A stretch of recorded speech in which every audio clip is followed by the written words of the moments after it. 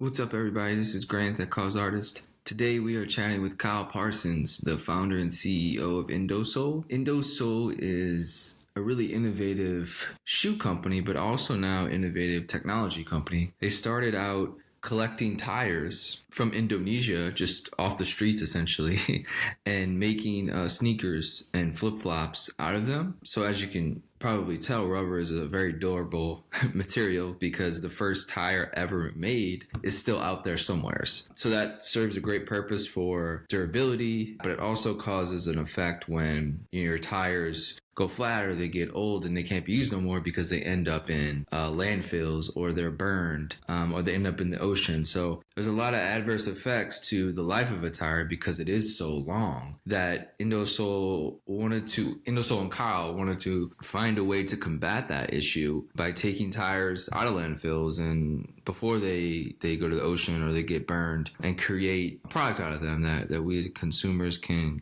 purchase and affect the world like that. To date, they've saved over 100,000 tires, and their growth has been awesome. They've been through a bunch of iterations of Indosole and trying to figure out how to get their story out and their brand out to a wider audience. They took a year off to develop a technology that can perhaps change the entire shoe industry eventually. So they created technology where they can now produce thousands of shoes a day out of these tires and be a leader in ethical manufacturing and environmental manufacturing for the shoe industry. So it's a really cool conversation. I caught him at a weird time. He was driving to San Diego to do a sales call.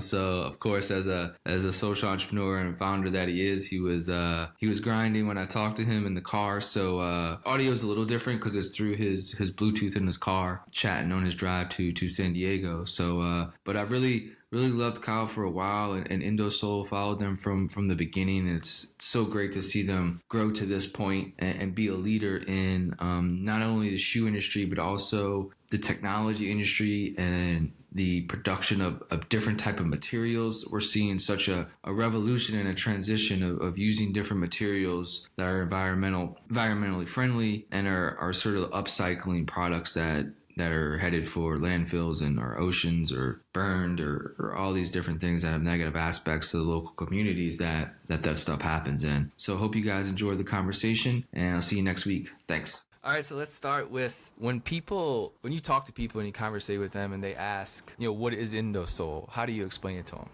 Well, I explain us as a brand that's on a mission to become the most responsible footwear company that we can be. That basically begins with our original mission, which was preventing waste tires from ending up in the landfill.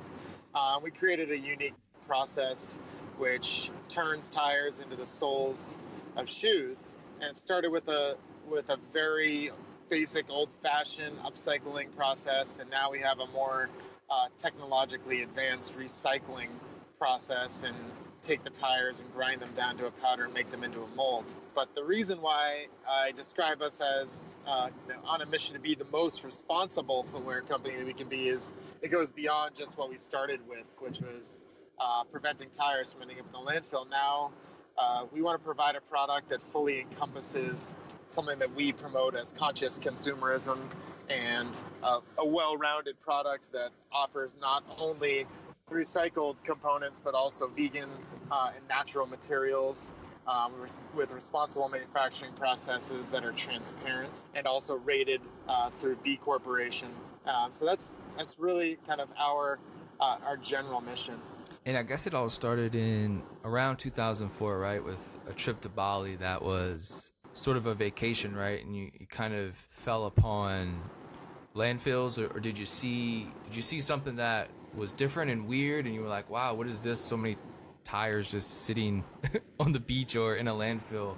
How was that? How did that travel experience kind of ignite Indosole? Yeah, well, first of all, Bali as a place is very captivating. It's really beautiful. The beaches and the culture and the people and the food and the weather, climate, everything is pretty magical over there. And a lot of people will will go to Bali and then have this magnetic force that brings them back, or then they end up selling everything they own and moving to Bali on this wanderlust Zen mission. For me, it was a bit more simple, but that gravitational force with Bali was certainly there. I really identified with it, and I knew I wanted to be there. I wanted to come back, but along the way, I was just basically walking down the street, and my flip-flops that I were wearing at the time broke. The thong pulled out, and I went shopping for a new pair of flip-flops, and I found this pair with a tire on the sole, and I had never seen that before, and it got me curious, and it seemed like it would make a durable pair of shoes. Well, the other thing about Bali, which people either talk about or sometimes they don't talk about it, because it overshadows in a way, is that it has a big pollution problem. There's a lot of plastic, a lot of waste thrown everywhere. It ends up on the beach, ends up in the ocean, in the rivers and the streams. And when I found these tire-soled sandals, it almost like a light bulb went off. I said, "Wow, like this was a great, resourceful idea. Prevent this tire from going to landfill and just make it into a pair of sandals. It's pretty cool." So it just led me into doing a little bit of research about tire pollution and what it all meant. And I found that tire pollution was one of the biggest, things affecting our planet, next to plastics and others. So I thought that it could be kind of a cool product that would prevent tires from ending up in the landfill, but also make a durable pair of shoes. So the idea was to be able to do this fashionably for the first time. It wasn't our idea. No, it had been done for centuries by, Mexicans, Africans, and really all countries that have tires and have skilled labor. But we wanted to make it fashionable and create a story around it and have it tie into Indonesia, which was a country that actually needed help and needed more solutions. So that was around 2004. How long? So when you got back from Bali and you were like, had this idea, what were the next steps for you to actually get it done? Yeah, right. So that initial trip in 2004, I just had a great time in Bali, and I found this pair of sandals, and I found myself thinking about Bali and how I was going to go back there and make this sandals and start this business for nearly 2 years. It was just basically keeping me up at night. I had to get back there and pursue this dream. So again, I went back in 2006, and then 06, 07, started just making some samples, and then coming home with suitcases full of sandals and giving them to my friends. And then I'd go back to Bali again, and I did that for a couple years and pulled a few trips and snuck away from my job. And then around 09, I started asking myself, what does this all mean? And can this be a legitimate business? Can I quit my existing job and launch a brand based around this idea? So, there are a couple influential people along the way that encouraged me to do it, so I finally did. Who were those influential people?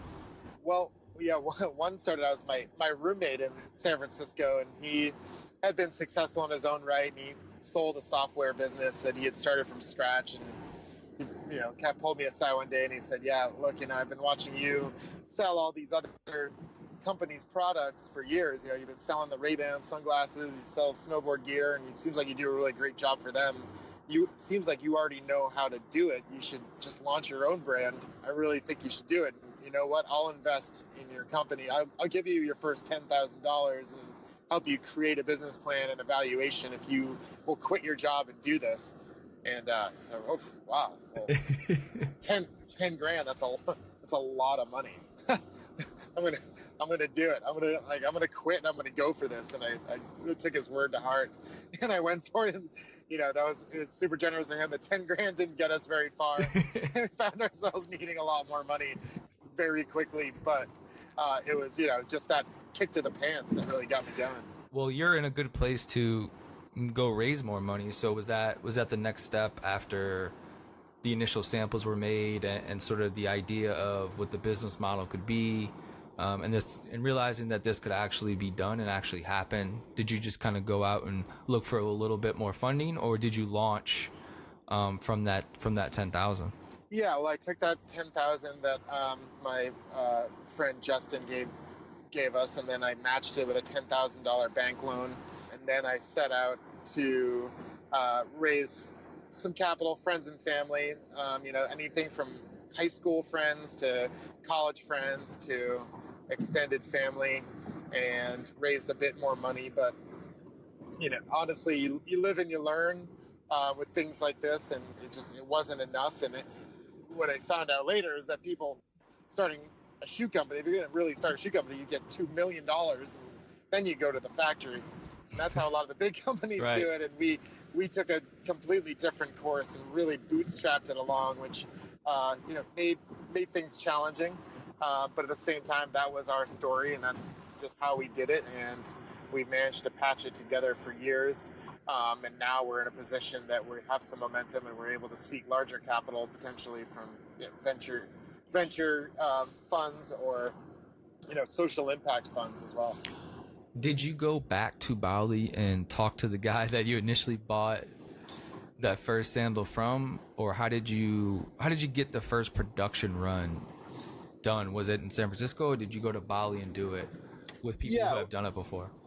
Yeah, right. Well, I actually went back to that shop. I went back to the shop that I bought the sandals at in 2004, 2 years later, and the same woman that sold me the sandals 2 years before was right there and actually remembered me, which was astounding. And then next thing you know, I was on the back of her motorbike and riding to her factory, and the factory I think was in her sister's house at the time, which was just a small house where there was manufacturing going, and they were making handbags downstairs, and they were making garments, and in another room, and then upstairs they were making sandals, and just very old-fashioned, all by hand.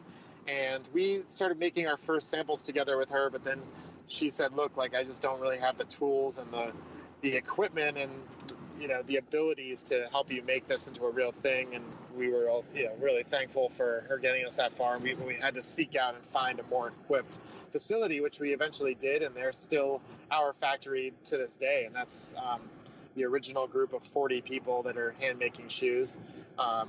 And now we've partnered with an even larger factory for a new division of our products called the Essentials. And that's all in Bali, correct? The original manufacturing is in Bali, and now the factory moved from Bali to Java, to the mainland of Indonesia. Okay. Yeah. And so the tires that are used are, for lack of a better term, picked up in Bali and brought to Java, or are they collected from Java as well? I don't know if the whole island has, the same landfill problems, or is there everything kind of brought from Bali? Yeah, well, a lot of the waste in Bali gets shipped off the island and gets shipped up to Java, where it all is, processed or sent somewhere else. But now we get the tires from local sources in Java, which is mainly around the big city of Jakarta, where there's, of course, millions and millions of tires out there to get, and that's just, we will never run out of tires. Let's talk about that, because we see tires every day, right? And it's something that is second nature. We don't really think much of it, but tires get old, right? They go bad, and they have to go somewhere. So they end up in these big landfills. And what are some of the negative aspects of tires that you have seen from your experience? Yeah, and like I mentioned before, it's one of the biggest environmental problems that nobody knows about. Tires are built so well and so durable that they don't decompose, they don't break down. So technically the first tire ever made is out there somewhere. They estimate it takes hundreds of thousands of years for a tire to break down, but again, we don't even know yet because tires haven't even been around that long. So because they're built so durable, they're made with oil, and there's latex, and there's some nasty stuff inside a tire. If they're thrown on the ground or end up on the ground or in a stream, they can become a breeding ground for mosquitoes, which carry nasty diseases like dengue fever or malaria or Zika. But one of the more common things that we found in Indonesia, where everyone is trying to save a buck and do things however they can, the tires are being collected and burned to be used as cheap fuel. mainly at factories that are making things like ceramics. So, like ceramic tile factories that make tiles for anything from your bathroom, your house, your kitchen to your roof. And they're cooking the tires in kilns to make it hot enough to cook the ceramics. And what that does is launches this really gross, black, toxic smoke into the air, which is unhealthy. So when you first wanted to do this, right, like you said, you chose a good material because it's something that is very abundant and you have easy access to it. And do you have to buy the waste tires, or do you just say, hey, we'll just pick these up for you and take them? Right? How does that process work? Well, at the beginning, it was as basic as we were driving around picking them up off the side of the road. like tires were, and we have a saying at Indosole that tires are gold. Tires are gold to us. So we were picking the tires up and carrying them back to the shop, and we were able to start tipping out people to bring them over to the shop for us. And then we started a relationship with local mechanics. In Bali, they're called tukans, and then they would stockpile the tires, and we would just bring them and tip them out for putting the good ones aside for us. And then as time went on, as the product became more in demand, we found that we need not just hundreds of tires a year, we need thousands and thousands a year. So we've created a more sophisticated process where we found stockyards where there's lots of tires sitting, and we have a deal worked out with them where we can pick them up, or we even have them delivered directly to us. So it's free material, really, and we just take care of the people that deliver them to us. How many shoes or soles can one tire produce? Over the years we've experimented with all different types of tires. At the beginning, we started with motorbike tires, and those were good because they didn't have any metal in them, and we could use almost 90% of the tire, and we can make 2 pairs of shoes, so a total of 4 feet out of those tires. And then as time went on, we found the motorbike tires weren't stable enough, and they were a little too thick and clunky. They weren't wide enough for people with bigger feet. So then we started using truck and bus tires and using the sidewalls out of that, and that was good because they were completely flat, and we could get up to a size 13 or 14. But as environmentalists, we didn't feel really good about it because we were only using the sidewall. We weren't using the whole tire and all the metal in the middle, and we felt like it would just be more responsible to use all of it. So at that point, we could make about 6 pair out of those larger bus tires, and now with this new technology we've created where we actually grind them down, we can use 100% of the tire, grind it down to a powder.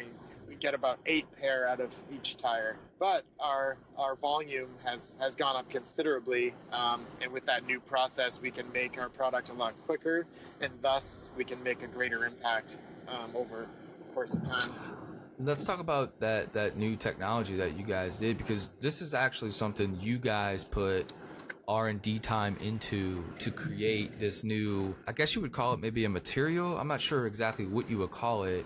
But talk a little bit about the R&D effort that went into that. Yeah, well, it's as any business needs to be concerned about making money is necessary to survive. And we grew as an organic brand for years, and with our old process, we could only make about 2,000 pair per month. It was pretty laborious. We were only selling about 15,000 pair a year. And it just wasn't enough for us to cover our overhead and to make the impact that we wanted to do, which was saving a lot of tires, but also providing people with shoes. And the demand was growing. So we needed to change. We needed to scale. So in 2017, we basically took the year off from selling and partnered up with an engineer and a new factory and created this new process where we experimented trying to find a formula, which was basically taking raw tire powder, which had been ground down, and then mixing it with other materials to bond properly and make into a mold. So that process to find the formula it took us a while. It took us a solid half a year to get it right, and there was a lot of experimentation, and the soles were falling apart, and then we would take out a material and switch it out for something else, and we finally got it right. And now it's a 40% recycled tire mixture mixed with some other recycled foam, and then also a bit of synthetic foam to make it bond together. And there's a few other things in there, the secret sauce. And now we have this recycled tire sole, which is super durable and again, scalable. So now we can make thousands of pair per day when we're in production and deliver to the masses and tell them our story. So did you say you almost took a year off of selling to do this? Yeah, it was. Wow. It was very risky. Yeah. Because we needed to change, and really the only way we felt we could do it was to commit to slowing down and speeding up.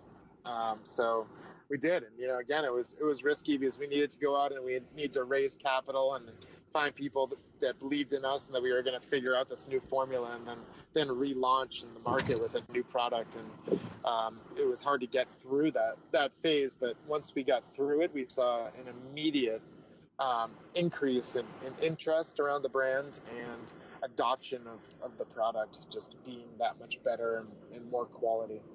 And the first product was the essentials, the flip flop. Yeah, that's what we relaunched with, and the idea behind the essentials is that it's a $35 flip flop, and we refer to it as the most economical flip flop in the world. And the play on words says it all, is that it's got all the good stuff, the recycled and the vegan materials, and the best natural ingredients, but it's at a price that won't break the bank. And what always puzzled us about environmental products and sustainability is that they were overpriced. It seemed like only the elite could use these products, and we wanted everybody to be able to play in environmentalism and to have a product on their feet that they felt good about instead of doing what people normally do, is just go with the cheapest option, get it done. Yeah, they'd like to have a more sustainable product, but it's too expensive, so they can't do it. We wanted to change the game in that regard. It's a great point. I think it's a thing that a lot of brands struggle with, is that they can be looked at as a luxury item, and that only people with a certain amount of funds can do good, right? Can buy these products. And I think it's going to be the next evolution of, sustainability products and social enterprise is the materials and the products themselves now can compete with, everything you see on your shelf.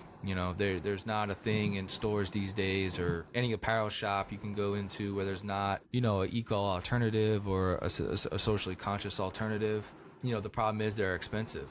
And this is just the next stage in trying to get more and more consumers involved, is finding a way, like you guys did, invested the time, invested the money to try to bring that price point down, because that's how more consumers can get to know your story and buy your product and then become an ambassador for your brand and your story. So I think it was a risky thing you did, but man, I think it's gonna pay off exponentially, over the next 5 to 10 years. Yeah, thank you. Yeah, we agree. And one of the most important things to us too is awareness. And the more people we're able to get in front of and to be able to tell our story, or just have them aware of the options out there in this world is important to us and means a lot to us.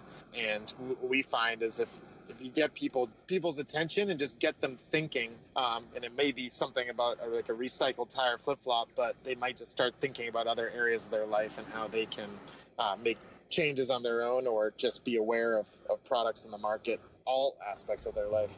How many tires have you guys saved? Yeah, or repurposed? At this point it's over 100,000, and our goal is 1 million. So we still have a ways to go. And now that it's eight pair come from one tire, where our volume will go up, but with new partners, new retail partners that are larger, we're confident we're going to hit that goal, and it's not going to take us too long at all. When you went back to the drawing board a little bit to make this sort of new material, was the idea is just to do it for Indosole, or to create a product that all shoe companies could essentially use, right? I mean, they could, whether you want to call it like buy the material wholesale from you guys, or create some type of partnership where you provide the soles for crazy amount of shoes around the world? Is that something that you guys have thought about or ever came across a desk as a thing to do? Yeah, absolutely.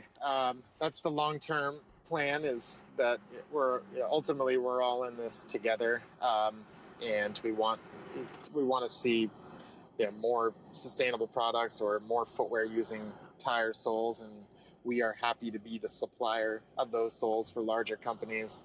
At this stage in the game, we're working hard to continue building our brand, and to build on the story that we've created, and get Indosole as a brand out there. But there are conversations going with larger companies right now about being a sole provider for them and their line of footwear, as a collaboration. There's also conversations with tire companies. Mm-hmm. Tire companies go through a lot of tire waste a year, and they don't know what to do with tires, so we're happy to take them and it's a great shoes. Yeah, dude, it's a great business model, man. I mean,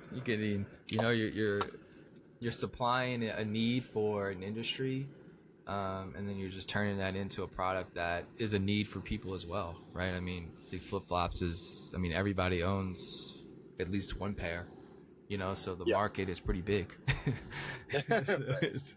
But it's good because the tire market is pretty big too, so it goes hand in hand, and maybe we can see Indosole tires in like Michelin stores across the country soon.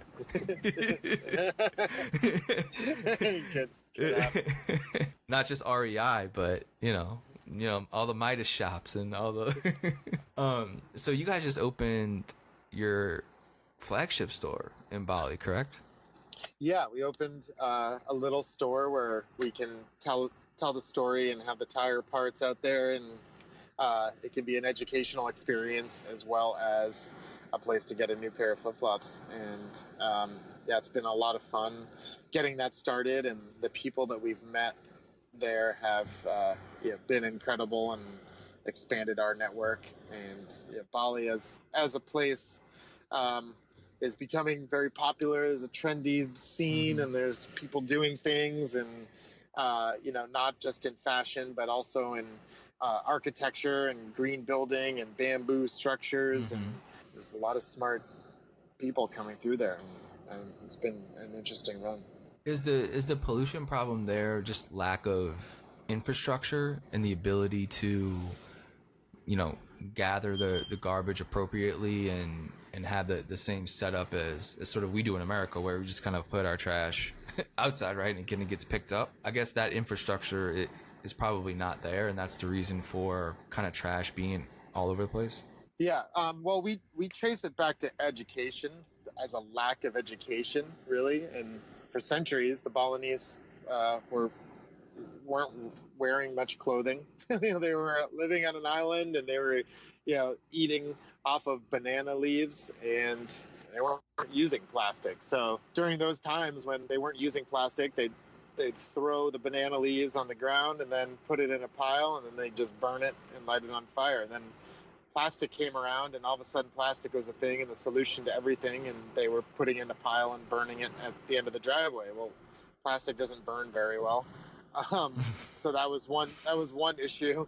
And then the other was that there wasn't anyone telling their kids not to throw it on the ground. And there additionally, wasn't an infrastructure with recycling bins and an organizational process like we have in the U.S. with a blue bin for recyclables, right, and a green bin for compost and a black bin for your trash. There's just no bins. Right. So that's been a big problem, but it's getting better. More and more people are taking action and willing to provide that education, and we've done what we can, and helping provide that education. But again, it's just we're just an example of one of many things that we can do as a solution with trash, and just to get people thinking. That's the goal. We had an article on Crossover a while back about parts of Indonesia actually banning plastic. I don't know if you heard about that, but I guess there's parts of Indonesia taking the steps to actually ban the use of it, just because they are aware of the problem. I think they're the second largest polluter in the world behind China. Yes. Just because, you know, the lack of everything you just said, and I think they're kind of realizing it. You know, something has to be done. You know, more people will come in like you and get all the old plastic and make stuff out of it or something. But yeah, it looks like things are going in the right direction there. Yeah, absolutely. It's going in the right direction. It's huge country. It's over 400 million people. That produces a lot of waste.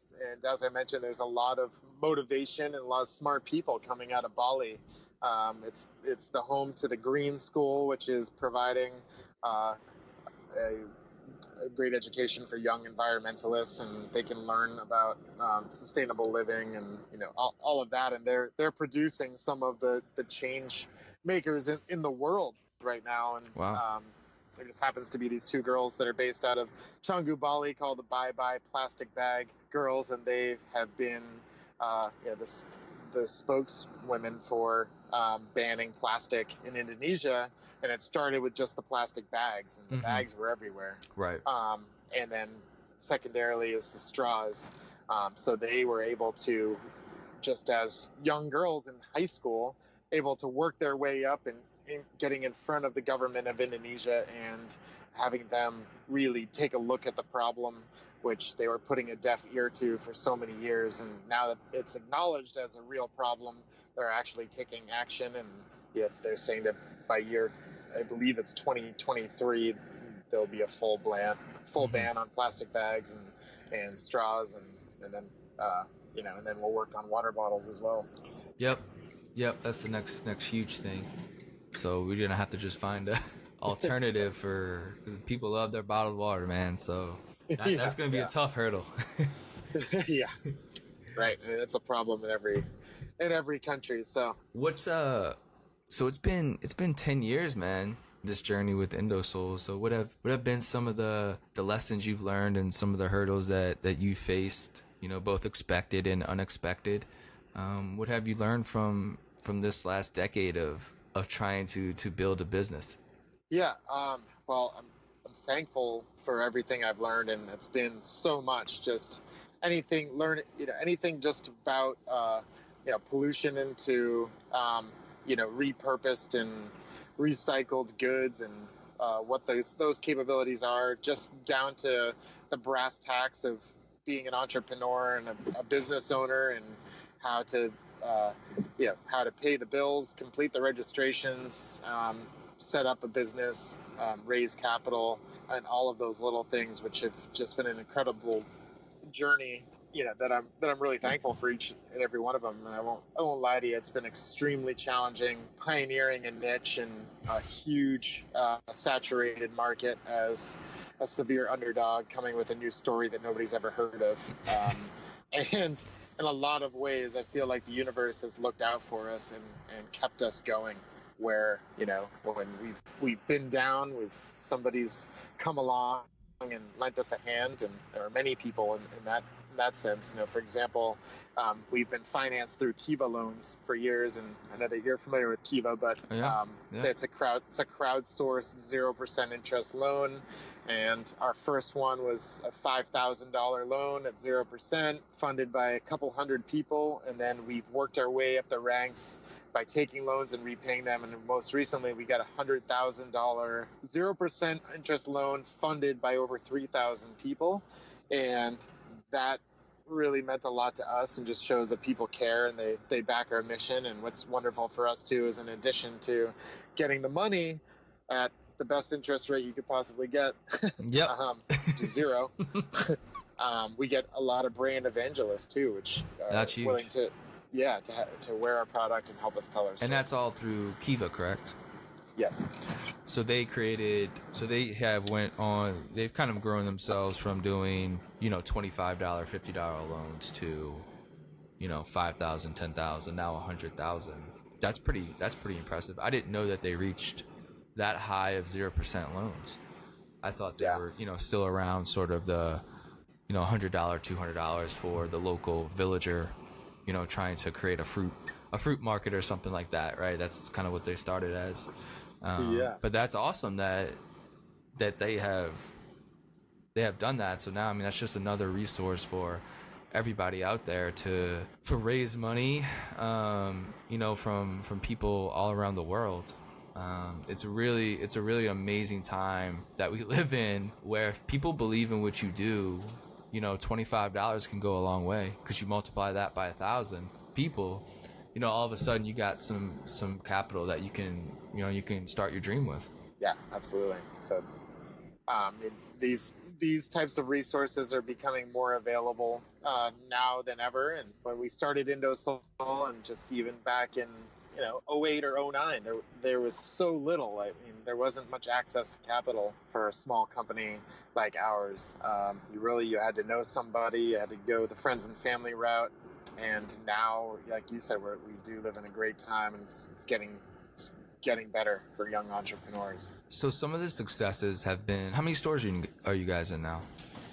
We work with over 100 retailers worldwide. Now, our next move is to set up subsidiaries in countries. So we launched Indosole Australia this past year, and now we have a team in Australia that's based in Byron Bay, Australia, and they're promoting the brand and selling the product. And then we've launched Indosole Singapore as well, and then we'll be launching Indosole Japan and Europe and South Africa this year as well. So we created this, just a kind of a subsidiary joint venture program to partner with other people and have them adopt the brand and run it as their own business in their respective country.